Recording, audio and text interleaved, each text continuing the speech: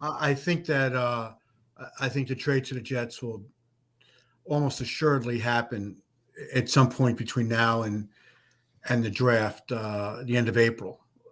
The Packers want to get rid of him. The Jets want him.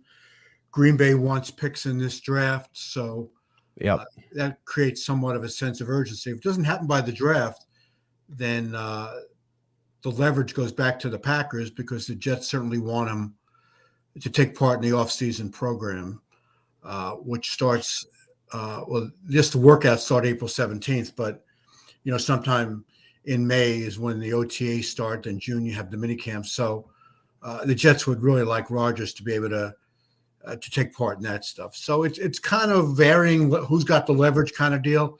I think when it comes down to it, the Jets will give up one of their 2 second-round picks this year, and then they're still kind of fighting over what the future compensation would be. The Jets want some kind of draft pick back from the Packers if Rodgers only plays 1 year. So I think the trade will be 2 this year, and then in 2024, a 2 or a 3 that can move up depending on the Jets' success and how much Rodgers plays. Yeah, one of the things I thought was interesting when they traded Elijah Moore, they got that extra second-round pick, which they could use to trade for Aaron Rodgers. A lot of people thought Elijah Moore was going to stay, but I call Aaron Rodgers the general manager is coming in and getting a lot of the players that he wants. Yeah, I mean, he gave see, there's a difference of opinion here in exactly what happened.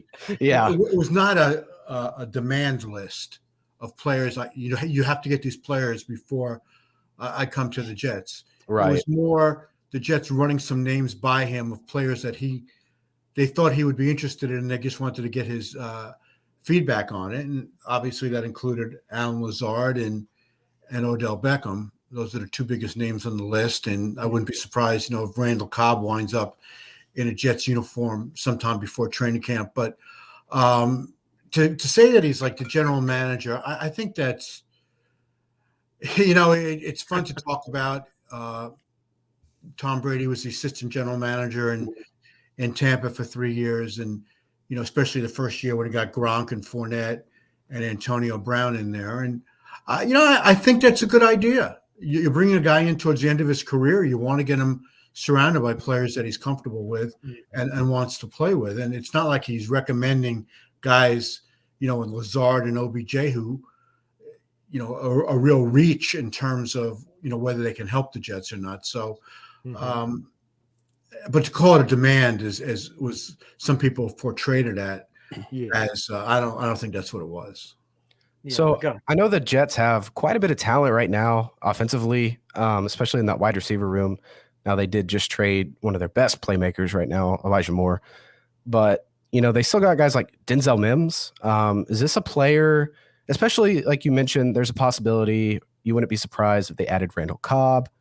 Is there a possibility you see one of these receivers in any kind of trade? Yeah, I think the only untouchable in that room right now is Garrett Wilson and obviously Alan Lazard because they just signed him. Mims has had a hard time getting on the field for 3 years. So Elijah Moore's a better player and has been more productive, but he was very unhappy here last year, had asked for a trade, which they didn't give into. I was kind of surprised that they traded him.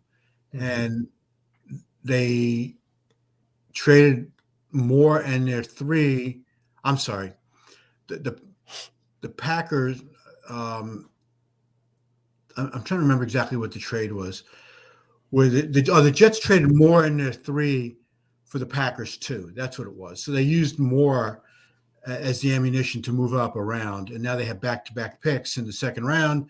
They'll trade one of those 2 to Green Bay. Yeah, it was a fleece. I know it felt kind of one-sided, didn't it? I'll have to see exactly what it was.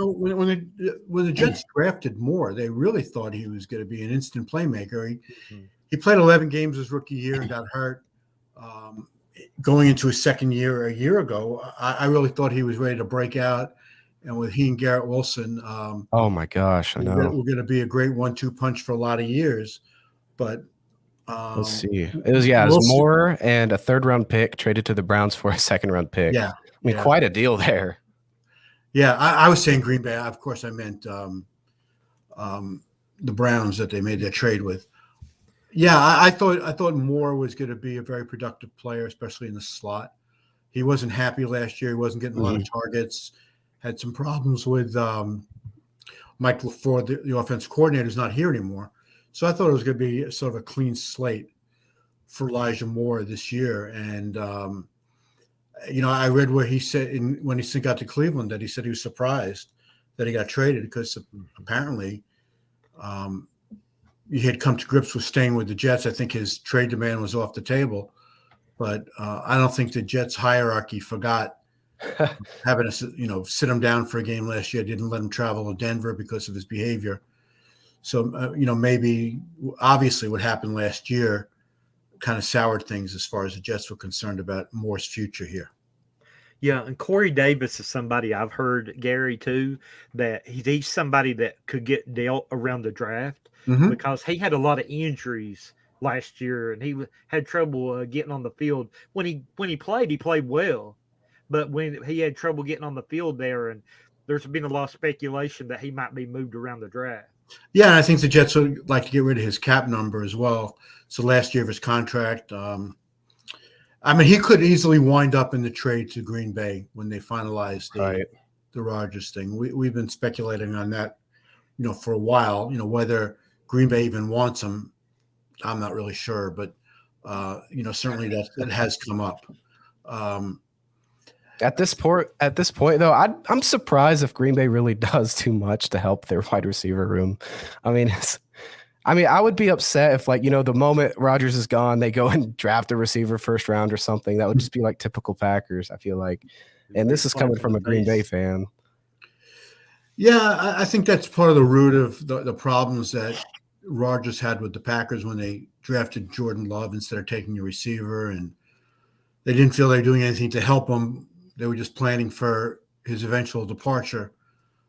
The Packers definitely need some receivers. Oh, yeah. So, whether it's picking up somebody from the Jets in this trade or just drafting somebody very early, we'll find out. But I'll say this. If Aaron Rodgers goes back and plays the way he did in 20 and 21 when he was the MVP of the league. Oh, my gosh.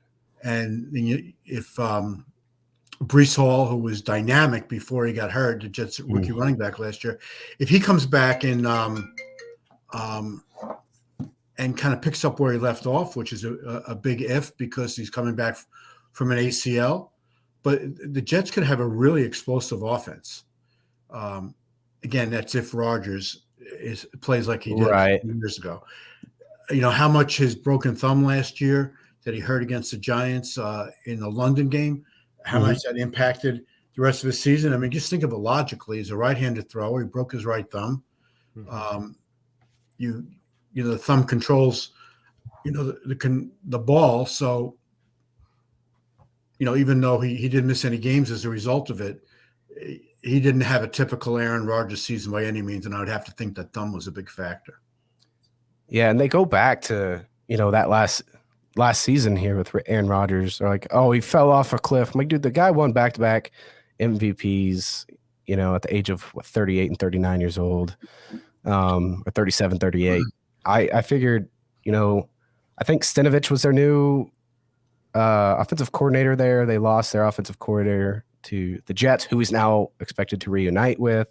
This could be something big, and I think that's something like they're actually having to rely on is that they get this ball rolling again. Yeah, when you reach a quarterback at the age that Rodgers is now, and he's going to turn 40 during the season, and he's coming off, a really substandard year. When you get to this point in your career, you say, okay, was this the beginning of the end? And is the arrow pointing down, or was it an aberration with an easy way to explain it because of the injury? I can't answer that question. I don't know. We're going to find out the answer to it. And the Jets obviously are counting on him reuniting with Nathaniel Hackett and him being 100% healthy and getting back to the way he played a couple of years ago. And if that's the case, the Jets will be, one of the better teams in the AFC, despite all the competition in the AFC. There's a lot of competition for sure. It's brutal. To get to the Super Bowl and considering the quarterbacks you're going to have to beat along the way. Yep. Even if you have a great one, it's treacherous. Mm-hmm. Yeah, and I know that they weren't wanting to deal him in the NFC, but like, man, that AFC is stacked, and you got a lot of competition for sure. Yeah. Something I meant to ask you about was this: if they trade for Aaron Rodgers, is it going to be before the draft, during the draft, or after the draft? And what do you expect the Jets to do, either offensively or defensively, to help Aaron Rodgers? Well, I definitely think they'll draft another offensive lineman. They've been doing that the last few years, and they have the 13th pick in the draft, which is not going to go to Green Bay in this trade. So I would not be surprised at all if they take an offensive lineman. We've seen they've already signed Lazard. I think it's going to be between the Jets and the Giants for Odell Beckham. I'm fairly certain he wants to come back to New York. I have not spoken to Odell in years.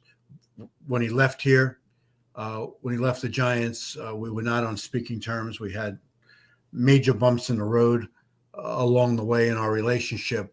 But knowing him and being around him for a bunch of years, I would have to think all things being equal, which means money, of course, and commitment.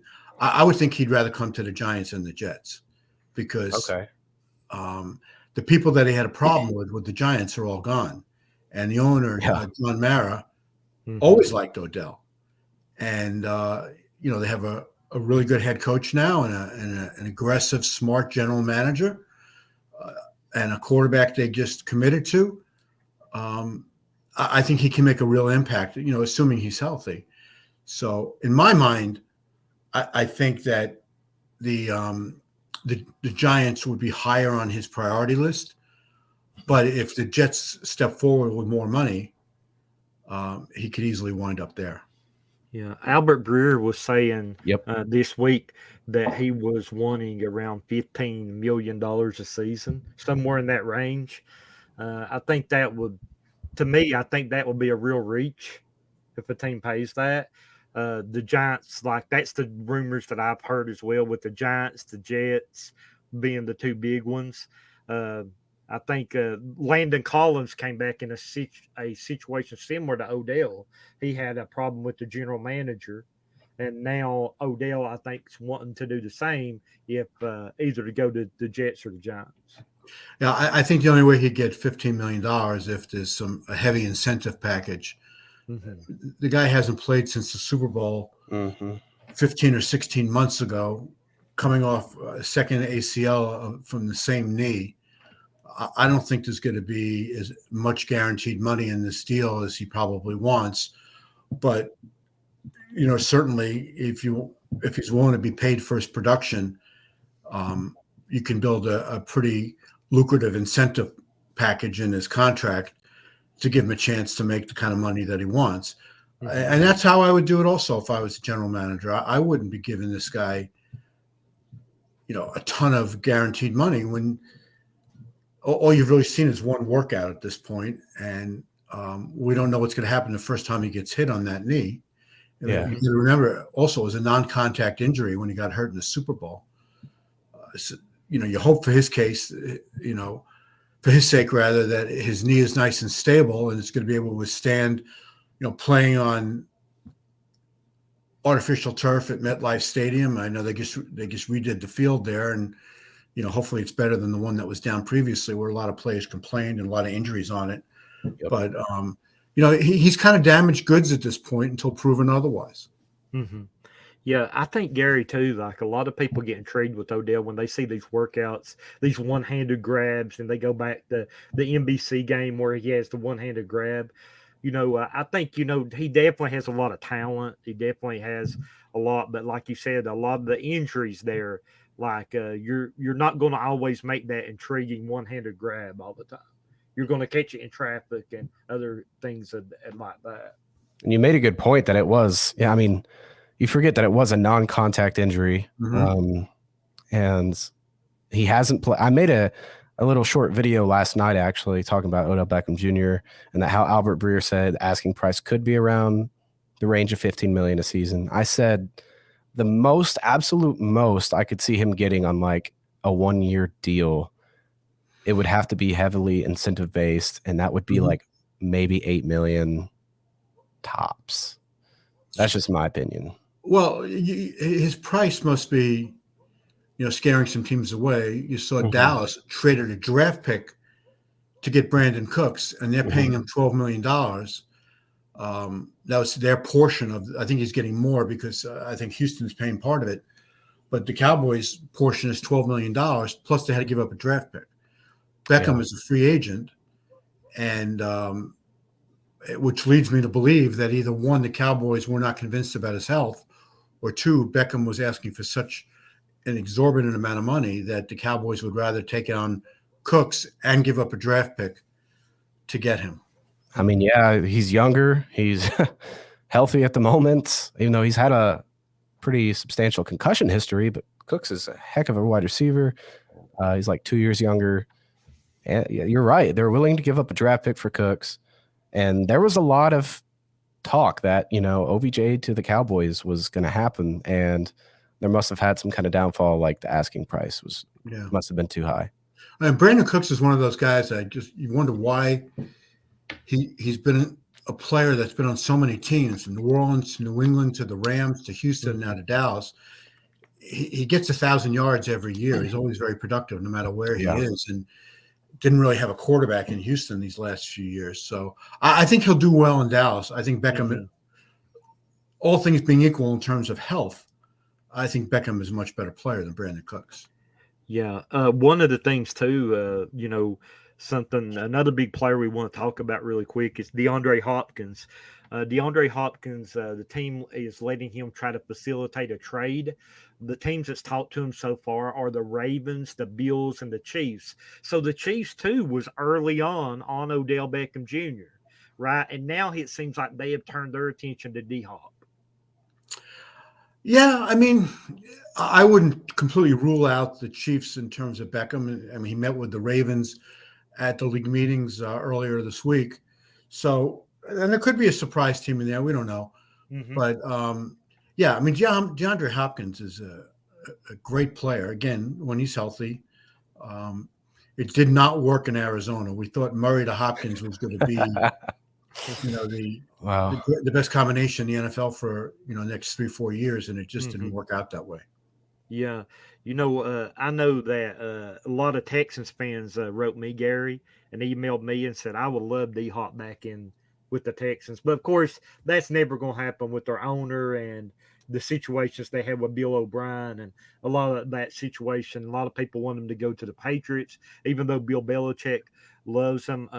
But it seems like from what everybody is saying at this point that the Bills are the front runners. Aaron Wilson said that the Bills, he's been told he's the front runner for Odell Beckham Jr. I'm sorry, DeAndre Hopkins. So it seems like, the Bills, you put D-Hop there with Stephon Gilmore, and you got a really good receiving group there all of a sudden. Stephon Diggs, I'm sure, is what you meant. Yeah, there you go. Yeah. Yeah, I mean, Hopkins and Diggs together would be, that's a pretty good combination. I honestly, I can't tell you where he's going to wind up. I don't know what Arizona's looking to get in return. And I mean, Arizona is one of those teams that they had their window closed pretty quickly. We really thought they were going to be a good team, J.J. Watt and Hopkins, and then Kyler Murray.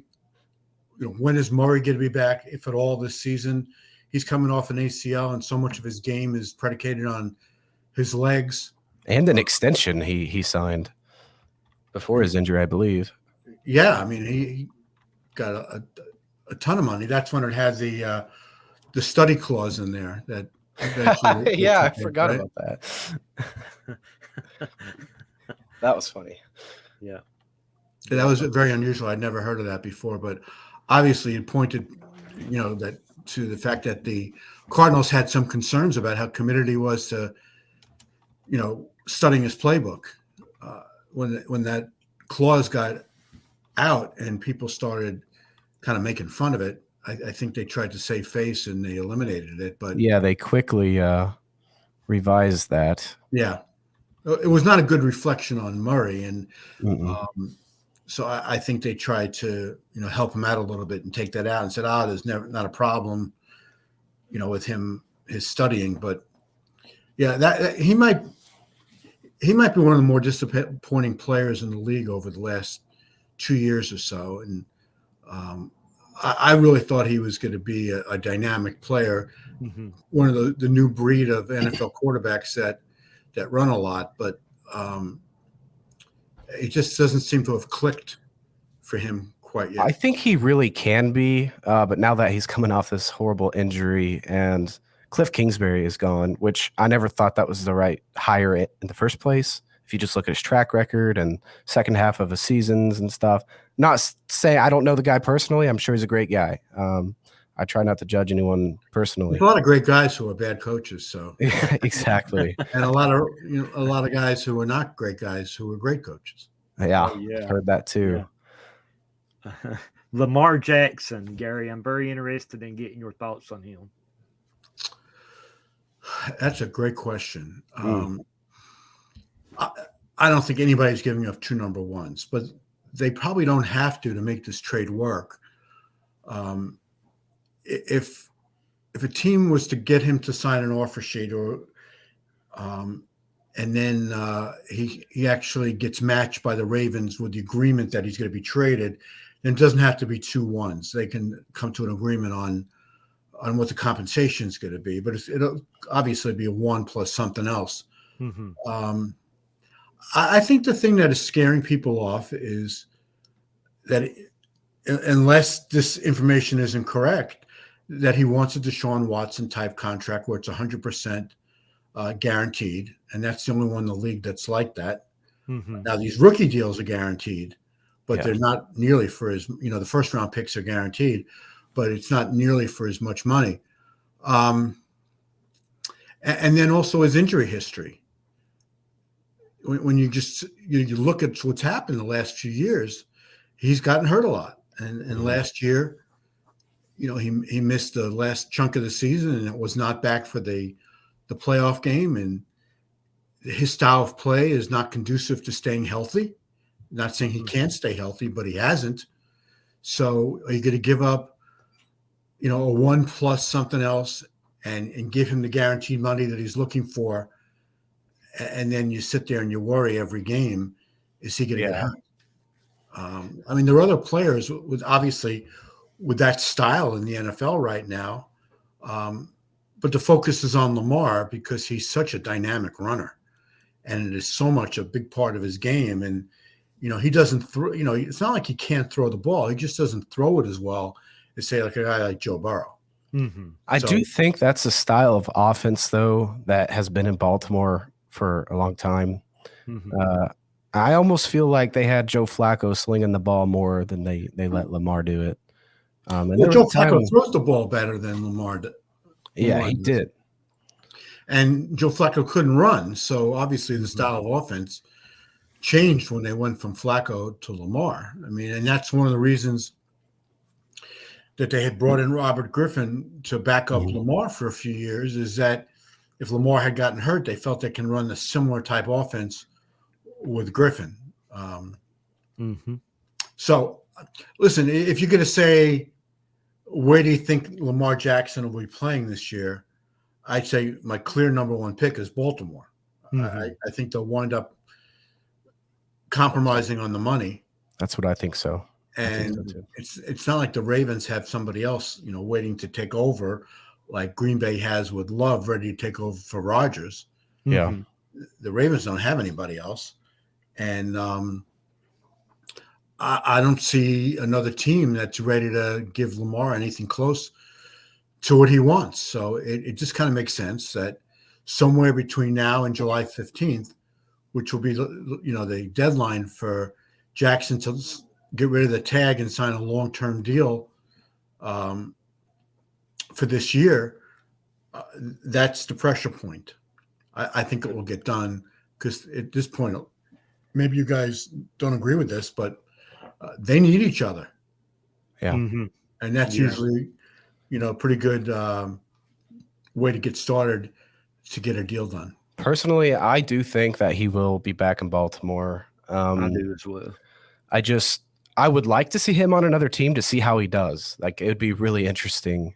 But I Harbaugh seems very confident that he's standing behind him and that they're going to get something done. You can tell from the Tanner. I mean, why do you need to see him on another team to see how he does? They're gonna, whatever team would get him would play the same kind of offense. Yeah. They gotta. What the biggest thing they're going to put? They got to make an offense that works with him. It ain't like you can put him in and say you're going to run my offense. That's right. Yeah, you got to make an offense around Lamar that works. Like if he was to go to the Colts, and this is the name that's out there in all the rumors, is the only team that could possibly be interested in him. They would have to change their whole offensive philosophy around him to kind of a Jalen Hurts type offense like the Eagles OC had. But one of those things too is the Falcons said the same thing that Gary's talking about. The Falcons on their altar blank. He was like, hey, he's a tremendous talent. He's a tremendous player. But his health scares me to pay that kind of money for him. And Gary, do you think that this is the NFL owners making a stand? Like they're not going to let another contract like Deshaun Watson happen again? I know that's a big thing. Yeah, I mean, I don't think that there's been a conversation among the owners. Let's not do that because that would be collusion. Yeah. I'm not saying it hasn't happened, but I think it's pretty well understood that they were not happy with the Watson contract and view it as an outlier. That the Browns were completely desperate to get him, and there were a bunch of teams that were interested. I mean, Atlanta and New Orleans for sure, and the way to get him was to guarantee every last dollar. So, I mean, that's what happened, and I don't think teams want that to be a precedent-setting contract. So, whether they've talked about it among themselves and took a chance that it wouldn't leak out that they've kind of had a secret handshake on that one, that not to do that, or they've just come to the decision on their own. It's like a gentleman's agreement, kind of. Yeah, but they really do have to worry about the collusion aspect because you do. All you need is one leak to get it out there, and there could be some major financial implications for these teams. So, but I do think that's what's holding back any team from signing him is they don't want to guarantee the entire contract. And even if it's not all guaranteed, he's going to want an unbelievable amount of money guaranteed. And then you consider what we talked about a couple minutes ago is the injury risk of his style of play, and coming off a knee injury now, it doesn't quite add up to getting a record-breaking guaranteed contract, considering the team would then also have to give up draft picks. That's why I think the most sense is Baltimore. They're probably willing to pay more than anybody else because they know him and they like him. Yep. They just need to build the offense up a little better around him and give him some elite wide receivers, which he's never had there. That's what I was going back to earlier when I said it would be interesting to see him on a different team. Only because I want to see him play to his full potential. I feel like it's kind of been held back a little. Yeah, and maybe to play to his full potential, he's got to throw the ball a little better too. Yeah, for sure. That was his thing too, Tanner. Like when you think about it, and I think that's what Gary was getting at with Joe Flacco. When he first came into the league, he was not very accurate. Right? They used him to throw these deep balls. You know what it actually reminded me of, Gary? Trey Lance with the 49ers. Trey Lance comes in, and he's not the most accurate quarterback at the moment. He's young still, but he's not the most accurate quarterback, and he gives those deep ball shots that people get wowed by, right? But the accuracy's not there, and I don't think it was there with Lamar either at that time. He's gotten better at it for sure through the years, but I think at first he reminded me a lot of that Trey Lance, just having those 3-4 big plays a game. I get it. Yeah, I think we don't know anything much about Trey Lance at this point. Mm-hmm. The Ravens have shown they can win with Lamar Jackson. Right. They have not had a deep run in the playoffs yet, as we know. So you don't know if you can win big with Jackson. But I think their best chance to break through in the AFC is with him. So, yeah. And again, I would say that to me, they're the overwhelming favorite to have him this year. They would just be silly to let him walk or to trade him, I think, at this point. Yeah, and you know what?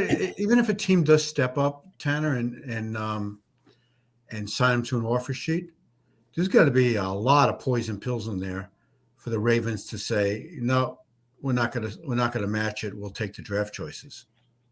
Yeah, and like you were saying, I don't see someone wanting to give up 2 first rounds for him. No, it's just not going to happen.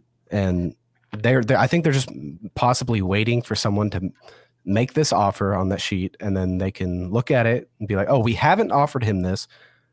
Maybe he's thinking about it, and maybe we can match this. Yeah, I mean, they probably got so frustrated with the whole situation. Him not having an agent doesn't make it any easier, but in effect, what they're doing is letting the market determine his market. And if it turns out that the Ravens have made the best offer, then he'll have a decision to make. Yeah. A quick question on this, Gary. Who do you think will be the number 1 draft pick this year?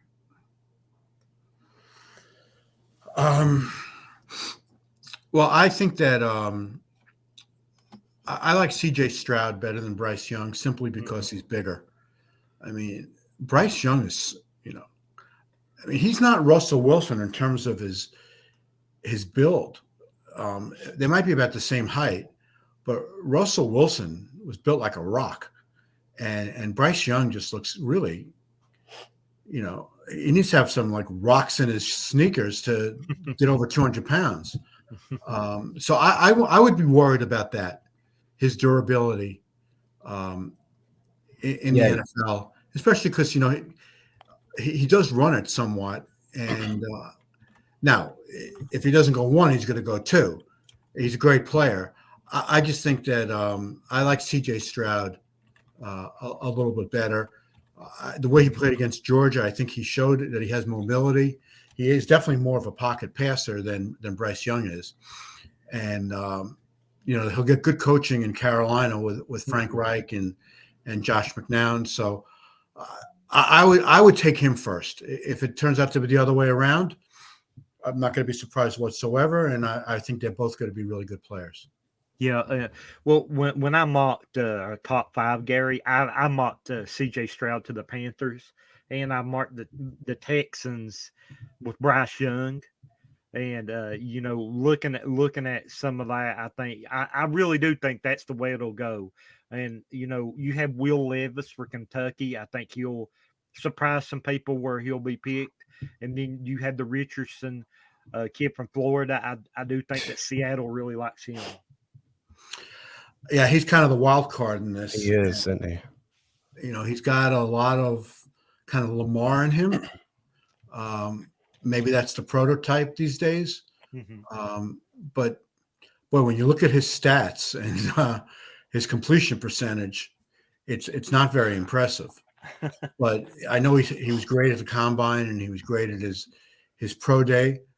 So it's a leap of faith for anybody to take him to try to project that he'll be a great quarterback. Seattle is interesting because of the Geno Smith deal, where I can't. I mean, I've looked at that deal, and it's either, they can probably get out after a year without a ton of money in dead cap money. But if they're the team that takes Richardson, he might be 2 years away from playing anyhow, which is how it always used to be in the NFL. Right. So if you feel you can commit to Geno for a couple of years and then teach this kid and help turn him into a dynamic NFL quarterback, that might be the team that takes him. I still think that's really high for a guy that wasn't that productive in college, but he just blew up during this combine, being like this crazy athlete, and he really is. But to me, film doesn't lie on the football field. It just doesn't. Yeah. One of the biggest talents for me in the draft coming up is Will Anderson from Alabama. I really feel that he might end up in Detroit. And if he ends up in Detroit, you're talking about bookends with him and Hutchinson's agent. So that would be huge. Well, I'm not sure Detroit's the 3rd pick? Is that right? No, Detroit's the 4th, if I'm not mistaken. Okay, so who's picking Stafford? Right. I haven't start doing my mocks yet. But so who's got the third pick now? Because that's where I think Anderson will wind up. I don't Cardinals. know. Yeah, I think that's right. I think Anderson will wind up in Arizona. I don't think he'll get to. Especially with that Georgia guy falling off a lot of boards right now. Yeah, I mean that probably hurt the Lions' chances of getting him because Carter was, before that trade was made, he was potentially going to go to, the first pick in the draft. Now, with all this off the field stuff going on in his life and his poor pro day, I mean he's not going to get out of the top 10, but the stuff that happened after the season has cost him a bunch of money. Yeah, and one of the things you're talking about it just really quick, I want to make a correction. The Colts had the 4th pick and the Lions had the 6th pick. Okay. Yeah, the Colts, I actually feel that they might go and get Levis from Kentucky. I really believe that. And I know it will be a jump there. That's a reach for me. Yeah, but they like him. They like him, I hear. And let me just say something. Mm-hmm. I've covered about 40 drafts. When you hear somebody like somebody, I mean, they're not going to let anything get out that would give away what their plans are. So, I've heard teams loving players over the years, and after the fact, you find out they never even considered them. So, yeah, that's true. I've heard a lot of that too. Looking back in your background here, the catch, I know that's Dwight Clark, but it just reminded me of something that Jerry Rice said this week. He was like, people missed on me too when they started focusing on numbers at the combine. Well, the thing about Jerry Rice that I remember is, and Gil Brandt, who was in the Cowboys vice president, and I was working in Dallas at the time, he was telling me that Jerry Rice was going to have a hard time getting off the line of scrimmage. So, well, we know how that turned out. Yeah. Goodness. So, and that wasn't one of those smokescreen things. That's what he really believed, because I wound up writing that. And I don't think he was right about that one, right? No. I know that Gil Brandt was like one of his favorite draft picks, if I'm not mistaken. I was reading one of his commentaries was Saquon Barkley was one of his favorite picks that he's seen pick in the most recent drafts. So, man, there are going to be a lot of people wrong. Mel Kiper, he's not to miss a few every now and then. So, yeah, I mean, listen, Barkley played great his rookie year, and he played really well last year. And if he hadn't gotten hurt, who knows what kind of numbers he could have put up over the last few years. He is a great player, but it just goes to show, and Zeke Elliott's another one, that it's really tough to invest that high a pick in a running back just because their shelf life of productivity is a lot less than most other positions. So that's why Bijan Anderson will be a really interesting case this year. I think the Eagles are picking 10th, I believe.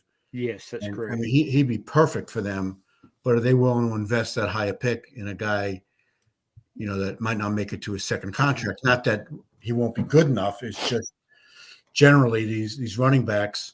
It's becoming very replaceable position, Yep.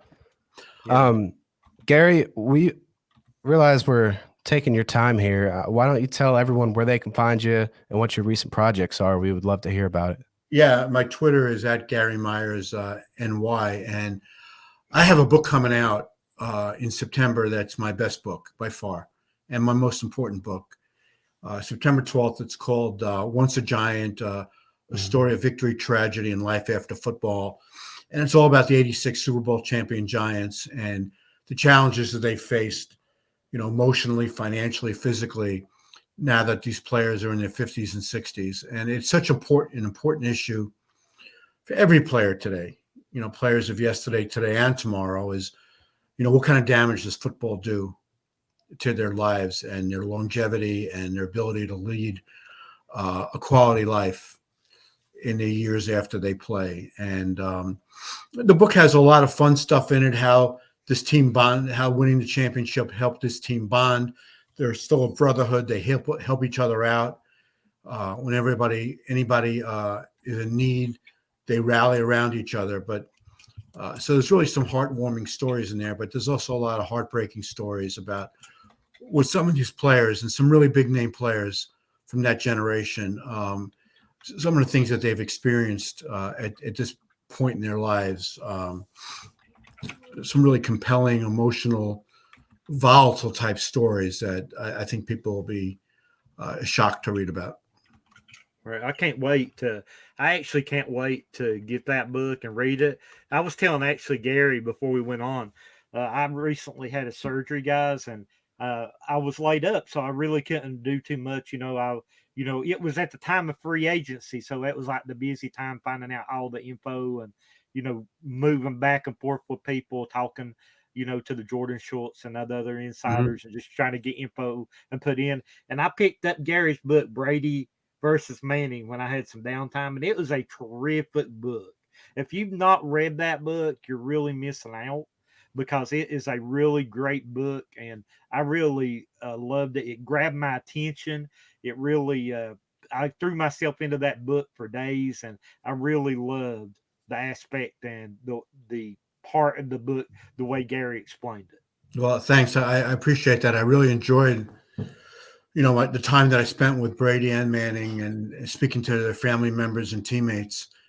So it was a really fun research period for me. And then I really enjoyed writing it. This Giants book hits a little bit closer to home because, I'm from New York. And although I was working in Dallas during that 86 season, I covered an awful lot of those games. And I've gotten to know these players really well over the years. And again, I think, the Brady Manning book was a fun book to write. And I know a lot of people really enjoyed reading it, and I'm appreciative of that. This book is a lot of it is fun. There's a lot of stuff about guys goofing on each other and pulling practical jokes on each other, but there's a lot of stuff that's really going to make you wonder if they had to do it over again, would they have played football knowing what they know now and the condition of their minds and their bodies? Was it really worth it? So to my knowledge, there has not been a book written like that really addresses this subject. And, do you have any players, like current players that you've talked to about this that seem really interested? Is there, or are you allowed to? Oh, yeah. No, I've talked to a lot of, players of recent generations and today's players. I had a long talk with Eli Manning about it recently. He can't wait to get a copy of it. Nice. Yeah, I mean, I've talked to Brian Dable about it. He's really anxious to read it. So, Wow. And anybody who's interested, let me just tell your audience that it's coming out September 12th. But anybody who's really interested can pre-order it now. It's on Amazon and Barnes and Noble and all those different websites. Great. And we can add that link in our description. Great. So everybody can access your content. Yeah, we have a big Giants following on the page too, Gary. So I know a lot of people will be interested in getting that and having that. I'm telling you, these books that Gary's writing, I mean, they're must reads. If you're definitely this one coming up, is definitely if you're a Giants fan, is a must read. But any of his books, as if you're a football fan, is really some great reads. You guys need to catch up on that. One thing I really want to stress here, and Brendan, you mentioned it.